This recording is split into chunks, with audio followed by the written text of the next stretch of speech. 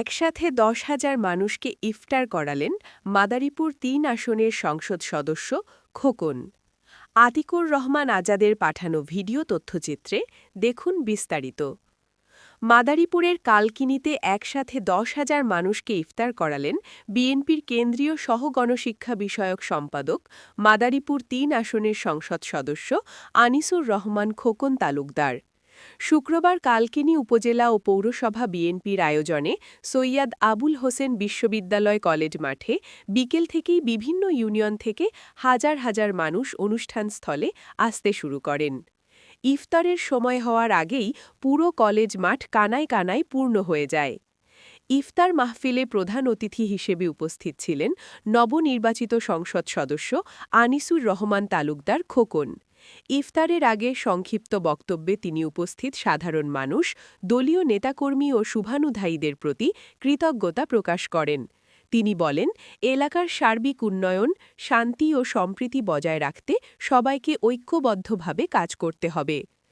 ইফতারের পূর্বে দেশের শান্তি, সমৃদ্ধি এবং মুসলিম উম্মার কল্যাণ কামনা করে বিশেষ দোয়া ও মোনাজাত অনুষ্ঠিত হয়। ইফতার শেষে সংসদ সদস্য আনিসুর রহমান তালুকদার খোকন উপস্থিত সবার সঙ্গে কুশল বিনিময় করেন এবং পবিত্র রমজান মাসের শুভেচ্ছা জানান।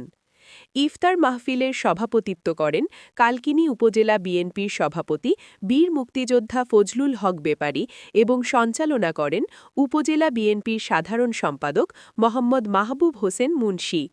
এছাড়াও জেলা ও উপজেলার বিভিন্ন পর্যায়ের বিএনপি ও অঙ্গ সংগঠনের নেতাকর্মী সহ গণ্যমান্য ব্যক্তিবর্গ উপস্থিত ছিলেন। বাংলাদেশ জাতীয়তাবাদী দল কালকিনি উপজেলা কর্তৃক আয়োজিত আজকের এই দোয়া মাহফিলে আমরা আজকে এই দোয়া মাহফিলে অংশগ্রহণ করতে পেরেছি এবং জনাব তারেক রহমান আজকে বাংলাদেশের প্রধানমন্ত্রী হতে পেরেছেন। আল্লাহ রাব্বুল আলামিনের কাছে শুকরিয়া জ্ঞাপন করছি। আপনারা কালকিনির মানুষ, এই ৩ আসনের জনগণ সকলের দয়ায় ভালোবাসায় আল্লাহ তাআলার রহমতে আমি নির্বাচিত হয়েছি। আমি আপনাদের জনগণের সেবক হিসাবে থাকতে চাই, আপনাদের পাশে থাকতে